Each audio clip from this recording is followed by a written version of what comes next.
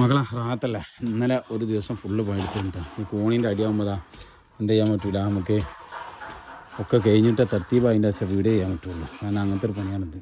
ശരിക്കും എന്ത് ചെയ്യണമെന്ന് അറിയാം, ഈ ബീമും ഈ കോണീൻ്റെ അടി കഴിഞ്ഞിട്ട് ബാക്കി പണികൾ തുടങ്ങാൻ പറ്റുള്ളൂ. ഇപ്പോൾ നമ്മൾ മറ്റു സൈറ്റുകൾ ഫ്രീ ആയപ്പോൾ എന്ത് ചെയ്താണ് ബാക്കി ഇങ്ങനെ അടിച്ചിട്ടാ. അപ്പോൾ എഫ്രവായി അളവ് റെഡിയാ, ഫുള്ള് റെഡി അല്ലേ? അടിച്ച് നോക്കി അതിൻ്റെ ശരി കട്ട് ചെയ്താ,